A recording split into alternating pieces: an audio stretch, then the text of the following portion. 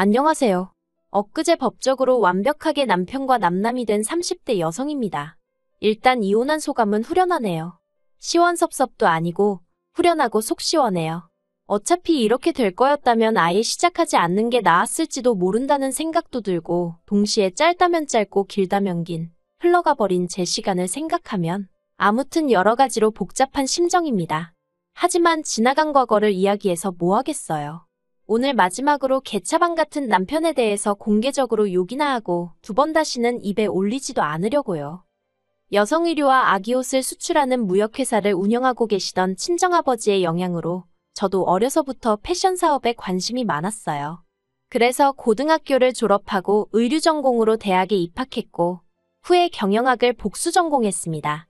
대학교를 졸업한 이후로는 패션 관련 기사를 주로 다루는 잡지사에 취직했고요. 의류회사나 무역회사가 아닌 잡지사를 선택했던 건 업계가 돌아가는 흐름을 배우고 싶다는 제 나름대로의 그림이 있었기 때문이에요. 그리고 친정아버지는 그런 제 선택을 믿고 지지해 주셨습니다. 그렇게 잡지사를 6년 동안 다녔어요. 잡지사에서 일을 한다는 건 솔직하게 터놓고 말해서 돈은 안 되고 몸은 혹사를 당한다고 보시면 됩니다. 그 정도로 하루가 아니 일주일이 한 달이 어떻게 흘러가는지 모를 만큼 숨막히게 바쁘게 살았어요. 그래도 미디어에 보여지는 화려한 생활들을 간접적으로나마 경험할 기회가 있었다는 것 그리고 생각지도 못한 인맥? 예를 들어 연예인들이라던가 그런 인맥을 만들 수 있다는 게 즐거웠어요. 그래서 모든 일에는 잃는 게 있으면 얻는 것도 있다는 걸 그때 배웠다고 말할 수도 있겠네요. 그런데 30을 코앞에 둔 29살의 겨울. 저는 큰 교통사고를 당하고 말았습니다. 그날도 평소처럼 원래 다니던 길로 다니고 있었는데 웬 차량 한 대가 인도로 돌진을 해오면서 저를 받았거든요. 그러면서 제 골반뼈가 골절되었고 저는 제 의사와는 상관없이 2달 내내 병원 신세를 지게 되었어요. 그런데 바쁜 시기에 다치면서 자리를 비우게 되니 상사가 눈치를 많이 주더라고요. 그래서 원래는 딱 2달 입원하고 퇴원하자마자 복귀하려고 했는데 자의반타의반으로 회사를 관두고 나와야 했습니다. 그때는 솔직히 억울한 마음도 있었어요. 그런데 돌이켜 생각해보면 덕분에 충분한 시간을 갖고 재활치료에 힘쓸 수 있었으니 나오길 정말 잘한 것 같네요. 이후로 저는 친정아버지의 권유에 따라 친정아버지의 회사에 입사했습니다. 아버지께서는 마침 사업을 확장하려던 시기였다며 이참에 일 한번 제대로 배워서 물려받아 보라고 하시더라고요. 그리고 저는 솔직히 사업을 물려받고 그런 욕심은 크게 없었어요. 하지만 적어도 남의 회사에서 힘든 몸으로 눈치까지 봐가며 일할 바엔 친정아버지 회사가 낫지 싶더라고요. 그래서 알겠다 했습니다. 그리고 병원 퇴원하고 얼마 지나지 않아 아버지 밑에 들어가 일을 배우기 시작했네요. 그리고 아버지 회사를 다닌 지 3년이 넘어갔을 무렵 그때부터는 아버지 지인들 사이에서도 딸이 회사 물려받으려고 일을 배운다더라. 뭐 그런 이야기가 나오면서 여기저기서 선자리도 들어오고 그러더라고요. 그리고 아버지도 주변 친인척이나 지인분들 자제들이 결혼하여 손주도 보고 그러는 모습을 보셨는지 저한테 너는 언제 시집 갈 거냐며 농담처럼 잔소리를 하기 시작하셨지요. 솔직히 저는 결혼에 있어서는 제가 늦었다는 생각이 전혀 들지 않았는데 말이에요. 그러다 지금의 남편을 소개받게 되었습니다. 모처럼 전 직장을 같이 다니던 동료와 통화를 하게 되었는데 저보다 3살이 많은 언니였거든요. 언니가 먼저 집에서 시집 안 가냐고 스트레스를 준다며 하소연을 하대요. 그래서 제가 나도 친정아버지한테 어지간히 시달리고 있다고 하소연을 했어요. 그랬더니 언니가 그러면 내가 소개팅 해줄까 그러는 거예요. 제가 소개팅은 무슨 소개팅이냐 됐다 했습니다. 그런데 언니가 거절하지 말라면서 정말 괜찮은 사람이라고 그렇게 지금의 남편을 만나게 되었습니다. 남편의 첫인상은 사람이 참 수수하구나 이뿐이었어요. 사실 전 직장에서부터 시작해서 저도 또래 여자들과 마찬가지로 연애도 했었고 소개팅도 해봤는데 다들 대부분이 허세가 있고 진실된 사람들 같지 않았거든요. 너무 계산적인 사람도 있었고요. 그런데 남편은 사람이 순박하고 단순해 보였다고 할까요? 정말이지 그 점이 제 마음에 쏙 들었어요. 그래서 제가 먼저 사귀자고 했습니다. 프로포즈는 남편이 먼저 해왔지만요. 저희는 연애 1년 만에 부부의 연을 맺었고 이후로 한동안은 즐거운 신혼생활을 이어갔습니다. 하지만 남편이 예상치 못한 실직을 하면서 처음 결혼 생활에 위기가 찾아왔어요. 남편은 직원 수 5명 남짓의 여행사를 다니고 있었거든요. 그런데 사장이 하루아침에 허위 계약을 하고 받은 돈 전부를 챙겨서 해외로 날랐다대요. 사정이 그렇게 되자 솔직히 당장 굶어 죽을 상황은 아니었지만 그래도 마음이 편치는 않았지요. 그리고 그때 남편과 처음 연애 때도 하지 않았던 부부싸움을 하게 되었습니다. 솔직히 저도 남편이 잘못해서 일어난 일이 아니라는 건 알고 있었지만 그래도 아내로서 실직 이후로 하루가 멀다 하고 집에서 술만 먹고 있는 남편을 보고 있으니 그것도 하루 이틀이지 한 달 가까이 그러고 있으니까 환장하겠더라고요. 그래서 보다 못한 제가 그럴 시간에 차라리 어디 다른 직장이라도 알아보던가 그게 안 되면 막노동이라도 해서 좀 극복을 해야 할 거 아니냐고 했어요. 그랬더니 남편이 저더러 하는 말이 너는 장인어른 회사에서 일하니까 눈치 볼 일이 있기라냐? 뭐 결과가 안 좋아도 누가 너한테 욕을 하냐 돌을 던지냐? 어이가 없었습니다. 저도 나름대로 친정아버지한테 일 못하면 욕먹고 애로사항이 있었거든요. 그런데 한편으론 남편을 비롯한 다른 사람들 눈에는 정말 내가 직장 생활을 편하게 하는 것처럼 보일 수도 있을까 하는 생각도 들고 결국 서로 정말 박터지게 싸운 이튿날 제가 친정아버지께 혹시 남편을 회사에서 일하게 해주시면 안 되냐 여쭙습니다. 친정아버지는 탐탁치 않아 하시는 눈치였어요. 애시당초 이런 부탁부터 하려면 일하려는 사람 본인이 직접 하지 왜 아내인 제가 나서서 하느냐는 게 아버지 말씀이셨지요.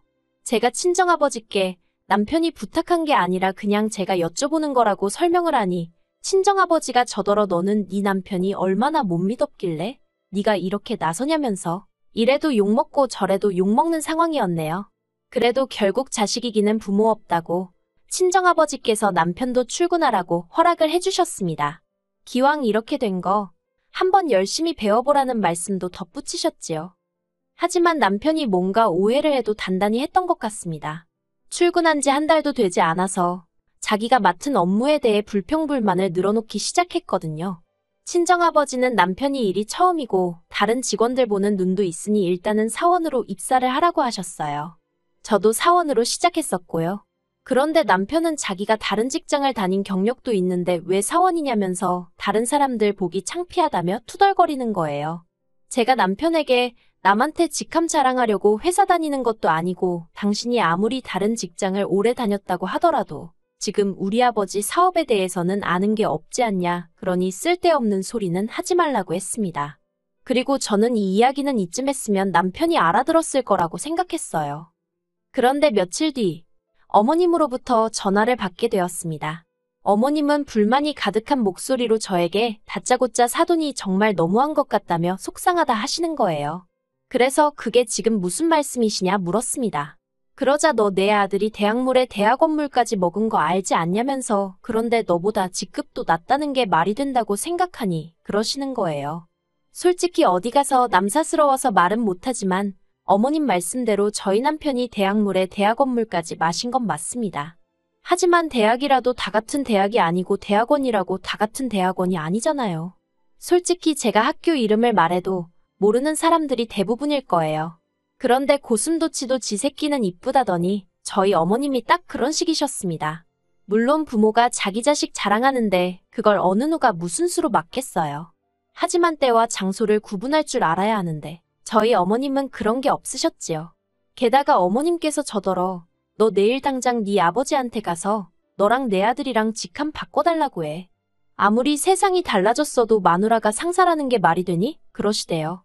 어이가 없어서 어머님더러 그 마누라 덕분에 그나마 사원 타이틀이라도 달았다는 건 그새 잊으셨냐 했습니다. 솔직히 평소에는 어머님 말씀에 그렇게 딱딱 받아치는 편이 아니었는데 그날만큼은 너무 기분이 나빠서 한마디 안 하고는 못 지나가겠더라고요. 그리고 이후로 얼마간의 시간이 흘렀어요. 남편도 초반에는 어지간히 불평하고 궁시렁거리더니 어느덧 잠잠해졌고 어느 정도 안정을 이뤄가고 있었달까요? 그런데 친정아버지께서 중국으로 출장을 가시게 되셨습니다. 중국 출장에서 방문하기로 되어 있던 회사가 저희 아버지 회사의 가장 큰 거래처 중 한 곳이었는데 거긴 이상하게 꼭 아버지하고 직접 만나서 거래하길 좋아하더라고요. 저도 싫다, 다른 직원도 싫다. 오로지 저희 아버지만 찾았어요. 그래서 어쩔 수 없이 친정아버지가 일주일 정도 회사를 비우시게 되었지요. 그리고 친정아버지는 자리를 비우시면서 다른 직원들에게 저를 많이 도와주라 했습니다. 제가 아버지 역할을 대리할 거라는 걸 간접적으로 공표를 하신 거였어요. 솔직히 제 입으로 말하긴 뭐하지만 직원들 전부 다 아버지랑 제 관계를 알고 있었고 그것과는 별개로 제가 일을 잘했거든요. 처음으로 일본에 있는 회사와 거래도 성사시켰고요. 그래서 언젠가부터 직원들 사이에서는 아버지가 은퇴하시면 제가 물려받는 걸로 소문이 나기 시작했지요. 그리고 남편도 이 소문을 들은 눈치기는 했어요. 왜냐하면 남편이 아니었으면 어머님 귀에 그런 소리가 들어갈 리가 없었을 테니까요. 하루는 어머님이 연락을 해오셔서는 사돈이 제정신이냐면서 어떻게 멀쩡히 잘난 사위를 두고 사업을 딸한테 물려주냐는 겁니다. 그러면서 사업은 똑똑한 남자가 해야 크는 법이라면서 듣는데 순간 무슨 말씀을 하시는 건가 싶어서 멍하더라고요. 그리고 그날도 결국 남편하고 대판 싸웠습니다. 도대체 어머님한테 무슨 얘길 어디까지 하고 다니는 거냐 했지요. 그러자 남편도 한다는 소리가 자기가 자기 엄마한테 못할 말이 뭐가 있냐면서 솔직히 자기가 머슴이냐면서 멀쩡한 사람 데려다가 말단이나 할 법한 일을 시킨다고. 정말이지. 친정아버지가 그 자리에 계신 건 아니었지만 듣고 있는데 너무 열받더라고요. 솔직히 제 남편이지만 소위 그 일머리라고 하지요? 그게 없었어요. 그러니 같이 일하는 직원들이 오죽하면 제 남편인 걸 알면서도 제 앞에서 같이 일하기 힘들다고 농담처럼 하소연을 해댔겠어요. 사람이 순박하고 순진해서 좋았는데 정말 달랑 그 두 개만 장점일 줄은 몰랐네요. 하지만 남편에게 제가 정말 실망하고 동시에 화가 났던 건 앞서 말씀드린 대로 친정아버지가 출장을 가시면서 일어난 일 때문이었습니다. 친정아버지가 회사를 비우기가 무섭게 남편이 3층짜리 건물을 오르내리면서 자기가 마치 모나된 것 마냥 직원들한테 인사도 했다가 잔소리도 했다가 아주 뒷짐지고 걸어다니는 게 어이가 없더라고요. 그리고 결정적으로 저희 회사에는 저희 아버지만큼이나 오래 근무하고 계신 상무님이 계시거든요. 그간의 세월 때문에 저에게는 삼촌 같은 분이시고 저희 아버지께는 형제 같은 분이시기도 하지요. 남편이 그분한테 가서 업무에 대해서 피드백을 주고 있는 게 아니겠어요. 어이가 없어서. 그래도 100번 양보해서 피드백 그래요. 좋은 의도로 줄 수 있다고 칠게요. 하지만 진짜 문제는 남편의 태도였습니다. 그 상무님한테 남편이 한다는 소리가 늙어서 기억력도 딸리고 하면 적당히 해먹고 자리에서 나오시라고 그래야 아랫사람들이 쭉쭉 올라갈 거 아니냐면서. 제가 이 이야기를 알게 된 건 그 상무님이 처음으로 이틀을 꼬박 알아놓으시면서 회사를 나오지 않으셨거든요. 회사에는 개근상이 없어 안타깝다는 말을 우리가 우스갯소리로 할 만큼 절대 쉬는 법이 없으신 분이었기에 정말 걱정이 되더라고요. 그래서 제가 퇴근 후 직접 댁으로 찾아뵈었습니다. 그리고는 혹시 회사에서 무슨 일이라도 있었는지, 있었다면 솔직히 말해달라 했지요. 그러자 그 상무님이 허심탄회하게 말해주겠다며 남편과 나눈 대화를 들려주신 거예요. 결국 모든 것을 알아버린 제가 남편을 불렀습니다. 그리고는 이 정도로 회사 일에 불만이 많은 줄은 몰랐다고, 다 내 잘못인 것 같다고, 그러니 이만 회사에서 나가달라 했지요. 그러자 남편이 갑자기 무슨 말도 안 되는 소리냐며 저에게 짜증을 냈어요. 그리고는 저더러 네가 뭔데 나가라 마냐 그러대요. 그렇게 친정아버지가 돌아오시는 날까지 둘이 팽팽하게 맞서며 나를 세우고 있었습니다. 그러다 친정아버지가 오시자 제가 생각해도 유치한데 저희 둘 다 서로의 잘못을 일러대느라 정신이 없었어요. 그리고 친정아버지도 남편이 그 상무님께 막말을 했다는 사실, 그거 하나만큼은 이해할 수가 없다면서 아무래도 당신이 잘못 생각한 것 같다며 빨리 직장을 구해서 나가라고 하시더라고요. 그때였습니다. 남편이 정말 다들 너무한다면서. 그리고는 저희 아버지더러 솔직히 아들도 없으시면서 사위한테 이러시면 나중에 험한 꼴 보신다 그러대요. 그 말을 듣곤 저희 아버지도 저도 둘 다 귀를 의심했습니다.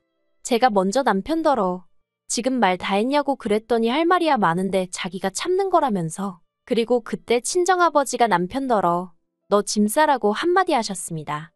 사실 저희 아버지가 사업을 하시다 보니 평소에는 어떻게든 감정 표현을 잘 안 하려고 노력을 하시는 편이세요. 하지만 사실 성격이 보통이 아니시랍니다. 그리고 다른 사람들도 그렇겠지만 저희 아버지도 지 주제 모르고 날뛰는 망둥어 같은 사람을 제일 싫어해요. 그런데 저는 어리석게도 제 남편이 그런 인간인 줄은 몰랐습니다. 왜냐하면 처음 소개받고 연애하고 결혼할 때까지 남편이 특별히 자기 목소리를 높이거나 한 적은 없었거든요. 그래서 제가 남편이 정말 수더분한 사람이라고 생각했던 거고요. 그런데 실은 자기 자신을 제외한 주변을 죄다 속으로 무시하느라고 말을 안 한 건 줄 누가 상상이나 했겠어요? 아무튼 친정아버지가 저에게 남편이 앞에 있는데 단도직입적으로 이런 자식이랑 계속 살 거냐고 물으셨습니다. 그리고 저는 안 살 거라고 했어요. 솔직히 친정어머니 없이 친정아버지가 혼자 사업하시면서 저까지 이만큼 키워주셨는데 사위라는 놈이 나중에 험한 꼴이 어쩌고 헛소리나 해대다니. 평생을 독수공방을 하면 했지. 저런 인간이랑 더는 같이 못 있겠다 싶었지요. 그런데 남편은 헤어지면 오히려 좋답니다. 그러면서 저더러 회사도 반반 나눠야 되는 거 알지? 그러대요. 어이가 없어서 회사를 왜 나누냐니까. 어차피 저희 친정아버지 돌아가시면 제가 물려받을 거고 그러면 반은 자기 거나 마찬가지라고요. 어이가 없어서 당신 혼자 타임머신 타고 다니냐고 이혼하면 그걸로 끝이라고. 내 건 내 거, 당신 건 당신 거. 알겠냐 했습니다. 결국 친정아버지의 불호령과 변호사 동원으로 남편은 거의 맨몸으로 쫓겨나듯 회사와 집 두 곳 모두에서 퇴출되었습니다. 남편은 이혼은 절대 못해준다면서 하고 싶으면 자기한테 10억을 달라는 얼토당토안한 소리를 하던데 개소리는 매가 약이랬다고 진짜 두들겨 패주고 싶대요. 아무튼 남편과는 이혼을 했고 저는 자유의 몸이 되었습니다. 회사에서 남편 하나 빠졌을 뿐인데 빠진 사람 자리는 티도 안 나면서도 회사가 다시 예전처럼 분위기가 좋아진 것 같아 너무 기분이 좋네요. 그리고 아버지가 지금 연세가 63이시거든요. 아버지 말씀으로는 65세에는 은퇴를 하시겠다 하셨는데 앞으로 2년 죽기 살기로 아버지 회사 일에 열을 올려볼 생각입니다. 그래서 남편 보란 듯이 사업 규모 키우고 너랑 나랑은 급이 다르다는 걸 알려줘야겠어요.